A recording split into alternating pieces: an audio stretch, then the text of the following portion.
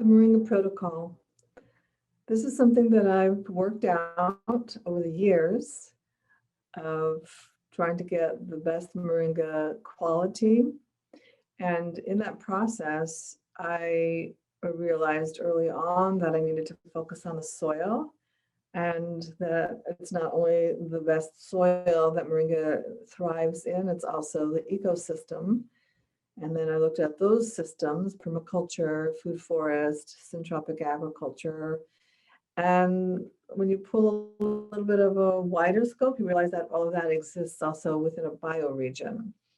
So you might not be familiar with a bioregion, but we have regions all over the world that have a similar climate, and they're connected by a certain landscape, geography is a way that they're connected. And so bioregions is a way that we can look at the whole planet and see how things and people are connected, how environments are connected. We do have the unfortunate situation that we have borders that go through some of these bioregions. So some of the flow within a bioregion is stopped because we have this arbitrary line in there. And really that has been the cause and the reason we have sometimes famine in one part of a bioregion and not in another, because one side has access and on the other side they don't. This is very common, like where I am in Southern California, we have this border with Mexico. Well, Mexico is in my bioregion, the northern especially. But for free flow of goods and services across there, even information, I mean, now we're in the information age, so I do have access to that. But that bioregion is cut, and the flow of rivers going across that. We have a whole issue with a river that, you know, upstream, we're using that in the United States, and then downstream, people are left without. So this is some of the challenge and the tragedy also, especially in rivers that aren't allowed to flow fully. There's a dam, you know, that's been a common practice all over the world. And we see the downstream challenges within a watershed.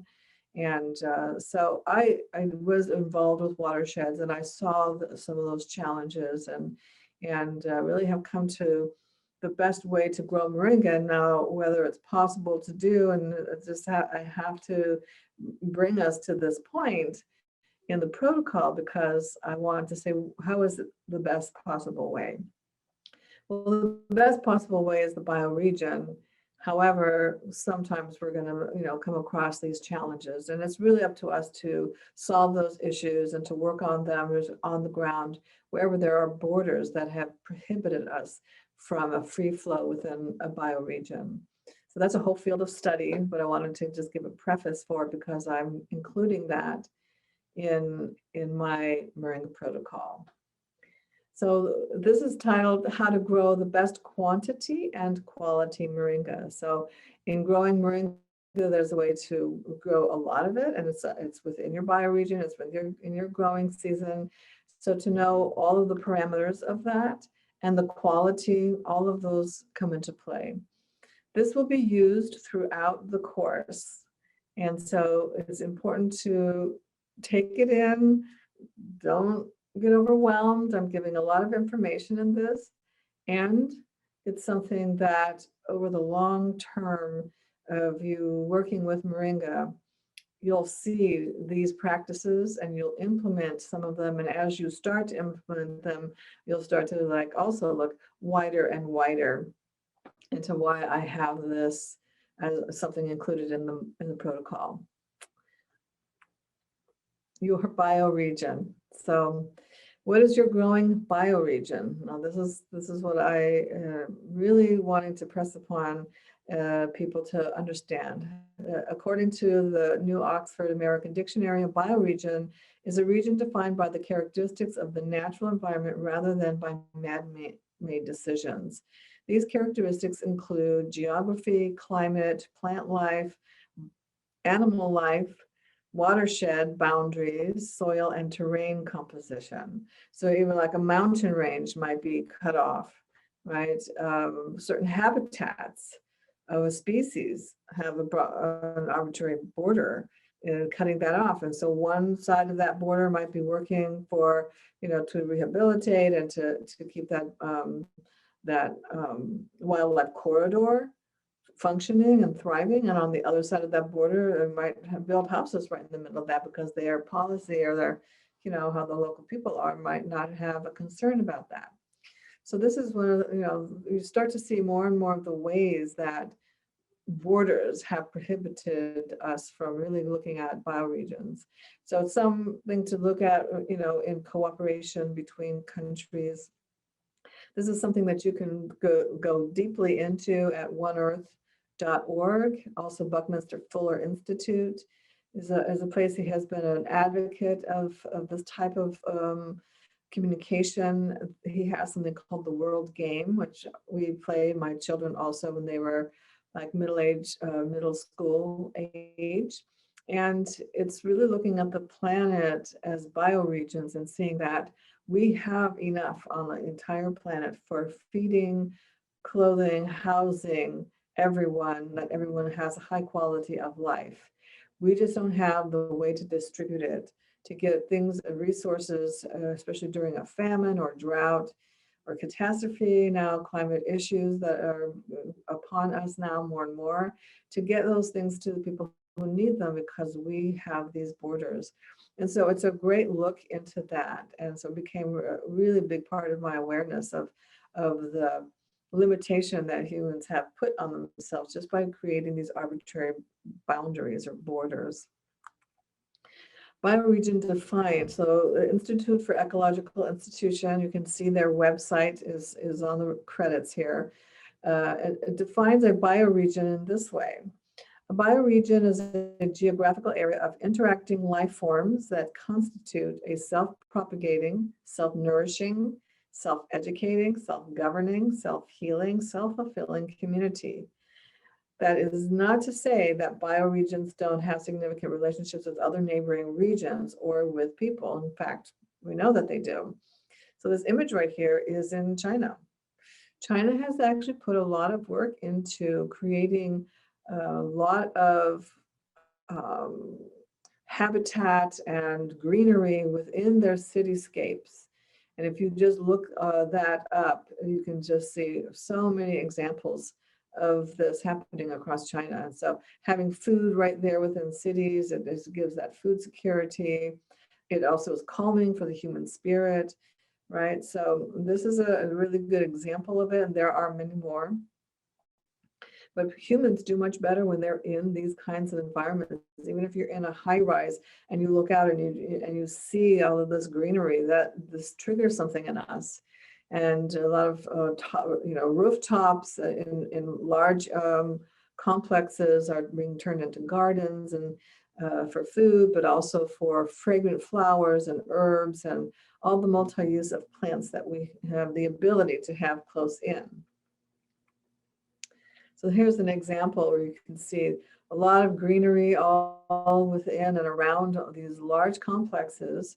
And even if you see that, there's some that are reflecting, you look across and that building is like mirrors or it's glass, but it's reflecting greenery. So even though you're looking out and you're seeing this building, what you're also seeing is that greenery that's reflected. So we see a lot of examples of that. This is also in China. So those inhabiting a particular place will make the best decisions about that space, evaluating in these following ways. This is another example. This is in China. So having waterways and creating areas and bridges over waterways. So when people have a break from work, they can go and walk and be right away. And this is so different than some of the places like, downtown LA and downtown New York City, and just like nothing but hardscape, nothing but, concrete, asphalt, things that reflect the heat, things that it just creates this very uninhabitable feeling there. And that is a stress, and we bring that stress out. in us when we go and some people, so many people are living in these and working in these kinds of conditions. So these are these important parts that people who are living in these situations, that they are the ones who are making the decisions about that. So this is where local governance, is so important to create that. So these are the ways that they're evaluating it. The first is living in place, planning for our needs and wants based on a particular location and in ways that enable us to stay in that place for long term. Okay, the second, re-inhabitation, which means learning to live in place in an area that has been disrupted and injured through past exploitation. Exploitation comes through overusing resources, introducing invasive species, and destroying natural ecosystems. It's also climate issues that are causing the devastation now, not only exploitation. So having humans being back into these systems and learning to live within and rehabilitate that and work with nature to bring that ecosystem and that living space back for long term, because that's where they are living. Instead of migrating, we have a lot of migration going on because we have so many wars and conflicts and stuff. So people are leaving those areas, and at a point we need to take those areas back and re-inhabit them. Third, they define a bioregion itself as simultaneously a geographical terrain and a terrain of consciousness, meaning it is both a place with specific natural features as well as a field of ideas about how to live in that place. And this is another example in China. So to explore bioregions by realm, and this is something you can see more in oneearth.org, bioregions are organized in this way. It's, these biological realms. It's a broad division of the Earth's surface. And so there's, I'm going to show you a map. I'm not going to get more into it, but just so that you have the little bit of pulling focus just from how Moringa is, but also like how we live in this world in these bioregions. And then within that, how Moringa plays a role in that. So you can look further on bioregions.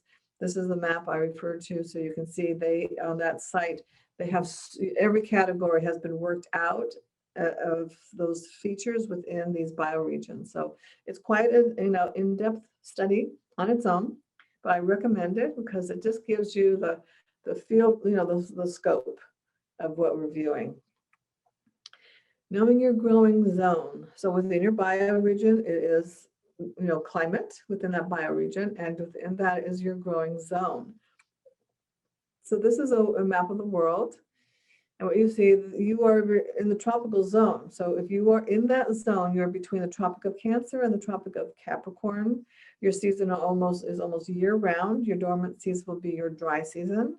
If you implement permaculture principles, you can have a longer season, and we've seen that in many, many cases. Permaculture principles how to hold water in your soil so you won't need to rely on rainfall, and you can also germinate seeds year round. So the tropical zone has sun hours of 8 hours or more per day on a very regular basis. So that could be overcast on some days, especially if there's rain. So that zone around the planet is actually where Moringa grows best. It's also where there's the most amount of malnutrition. It's also the area that we see a lot of the climate challenges and climate change or climate catastrophes, I will say, in those same areas. The farther away you are from the equator, the shorter your Moringa growing season will be. It will go dormant during the colder months. It will leaf out again in spring when the days are longer and warmer. In the cold climate, you will have to protect Moringa. And if you see like this, if this was a Moringa tree, it would not be holding any structure. Moringa trees are in winter. You'll have to bring your Moringa trees during the winter months.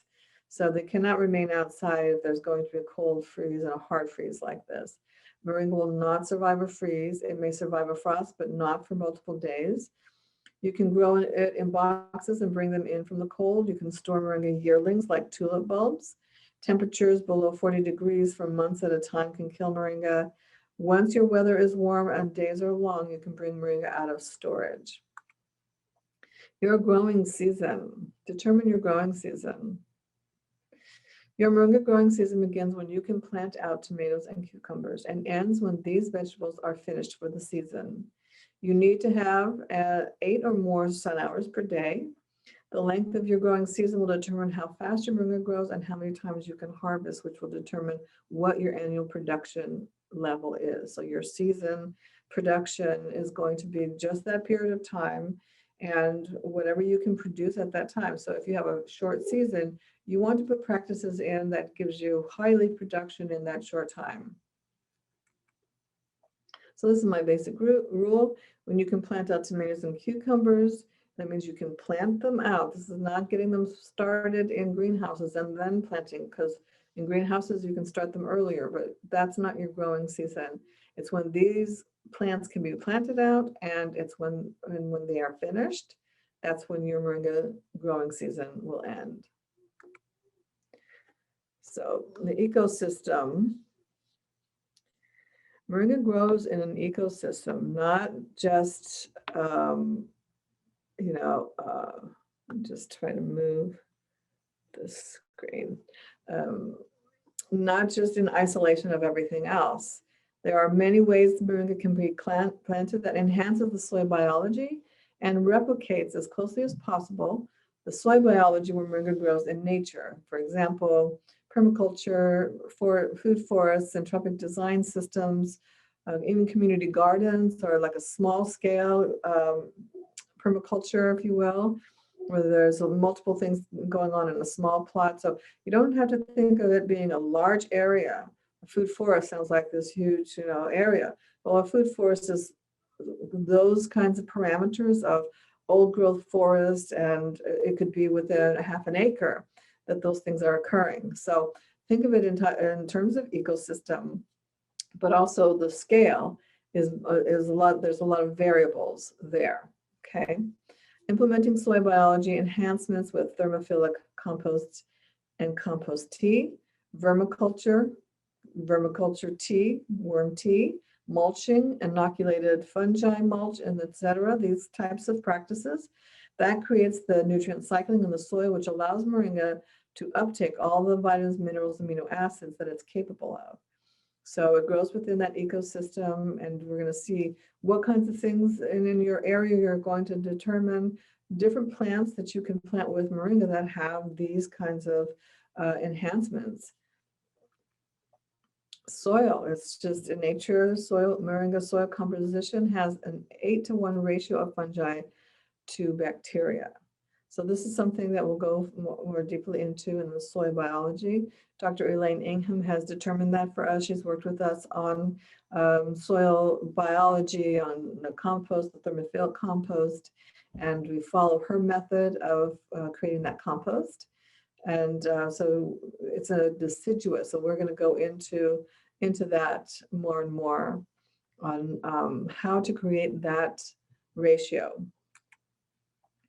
Daily destruction of soil biology. This is a really important key here. Soil biology is killed every day by water treatment with chlorine and chloramine, acid rain, air pollution. So air pollution that it rains and not pollution now is laying on the ground, laying right on your soil where you're growing moringa. So that soil biology is getting killed out by that acidity and that pollution.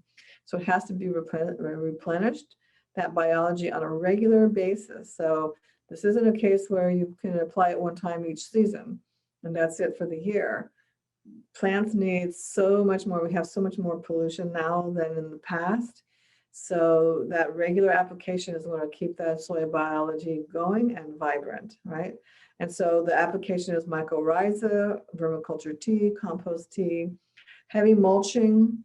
It gives that one more layer of protection when that pollution is laying on there. It'll be laying on the mulch, and that those contaminants are actually a food for fungi. So over time, when that mulch starts to be decomposed, those contaminants will also be eaten, right, by the fungi. So if you have high fungi going, those contaminants are the food for some type of fungi. Intercropping. Planting a variety of plants at the base of moringa whose soil biology complements and enhances moringa. So right here is cowpea that's planted. It's a nitrogen fixing plant. So the plant is a green manure, roots fix nitrogen, the scent repels pests or draws predator insects that benefit moringa, regenerates soil biology, and it's something you love to eat. So it's really important that not only are you following these soil biology enhancements, you also want it to be a food that you love to eat so that you're producing a secondary crop there. And if you have a lot of it planted, that there's a cash crop that you're creating. A green manure is something you're going to plant along there, and you're going to cut it down, and that is a nitrogen fixing plant, and that cut part becomes like a mulch, and that becomes food for fungi. It becomes a habitat. So there are all different practices that you can put into play. Also, if you leave, and this is one of the things we've done, you leave one of the stalks tall without cutting in the moringa, and now something that's climbing like peas or beans, you can use that as a trellis.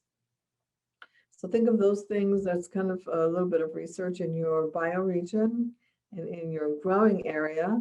What types of plants grow well and there's a market for, and not everything has to be just these issues. That's why I put the food that you love to eat, so that you're not only thinking of soil biology, but you're going to go there regularly and check on things because it has food there that you want to eat, and really good if it's on a regular basis, right? And the role of a taproot tree, which moringa is also going to play a function in the stories below ground. There's this habitat above ground, there's the foliage, and there could be bees and hummingbirds, and all your pollinators are coming to there. Your pollinators are coming to your other foods there. But below ground, the moringa taproot is bringing nutrients from deeper, hard, maybe even compacted soils. It has the ability to just like break through that and bring that up. The intercropping study, this is where I got that picture from ECHO, which is online. So it'll be in the resources, and they've done a lot of research on different kinds of plants that grew together, and you can see that whole study. Harvest and processing. So when to harvest? Harvest once the moringa is between 2 and 3 feet tall. And every time it reaches this height in your growing season, this should be around 30 to 35 days. So once your growing season starts and you have those 8 hours of full sun, your moringa is fully into that season, and it can grow these heights in this period of time fairly easily. And because it's that new growth, it has a lot of certain components in there, certain vitamins, minerals, amino acids of that newer growth, where once it gets older than that, the plant starts to turn some of that leaf into fiber. So it'll have more fiber, which is also beneficial to have. But that newer growth is where the plant is really vital, and it's really giving you everything that you want. But that fiber part is also, we need fiber in our system too. So you could determine how much you let to grow tall for the fiber and what you're harvesting. The more you harvest, the more, and cut that to the ground, right? You have cuttings, and then it'll send more shoots out, right? So that means more and more leaf production on more and more branches as you go through your harvest season. Harvest best practices. So use food handling practices on the farm to prevent cross-contamination. Follow hygiene practices for farm workers. Only harvest what can be dried in the same day. It's really, really important. Some people, just thought, I'm just going to mound up all this moringa. Well, it's biothermal, so it's going to burn itself and start to decompose. And you won't have that quality, and you won't have that bright green. It turns brown and gray. So do not mound it up, but rather spread it out and let air flow through while preparing to dry. So it's really an important part right here. Use an ozone pump in the rinse water to fully clean the moringa leaf. Really important, and some of the things that we're going to talk about are how practical these kinds of practices are. Really important piece too, and we'll come to that in a minute. The drying. So ozonate the drying room, allow ozone to dissipate before workers enter. So this particular picture is our drying room. It's actually a sauna that we could set the temperature in there to 110 degrees. It would go off every half hour. So these are racks that my husband built, and they go all the way across the back of that, and allow us to do this drying in there. Okay, so at 110, 120, that range, and I say 110 because if it gets to 110, it's likely that'll go up a little higher. So if you use that as your gauge, it could be that it's a little higher, but if it goes higher than 120, it's no longer considered a raw product, and that some of those nutrients start to break down at those temperatures.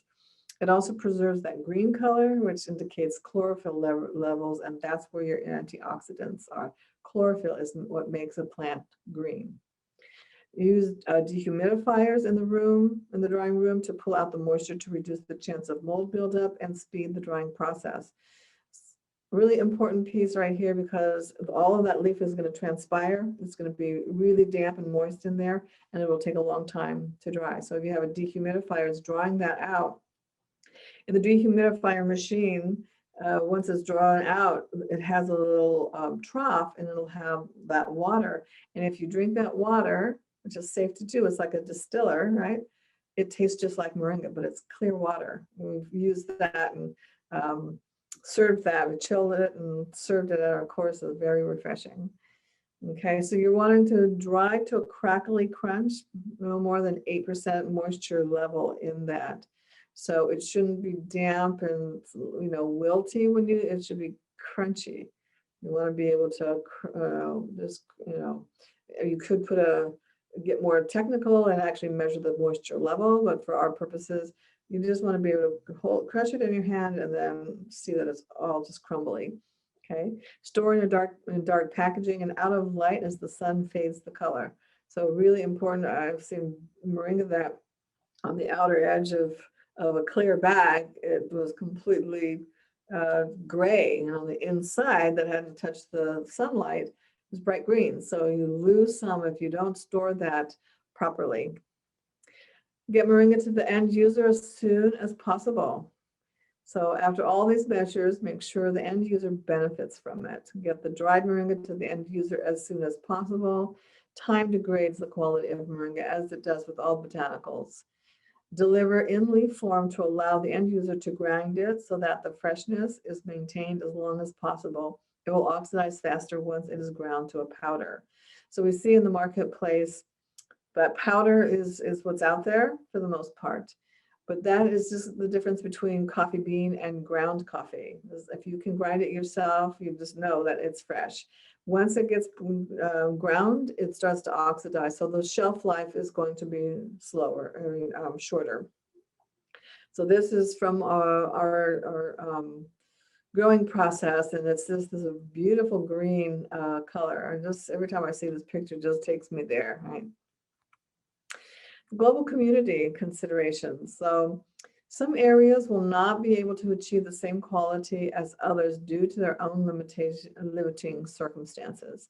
Some reasons are mold levels in the ambient air, especially now that we're talking about tropical areas, limited hours of electricity used to ensure drying times, limited supplies for drying and storage, shipping cost forces a lower price for the moringa farmer.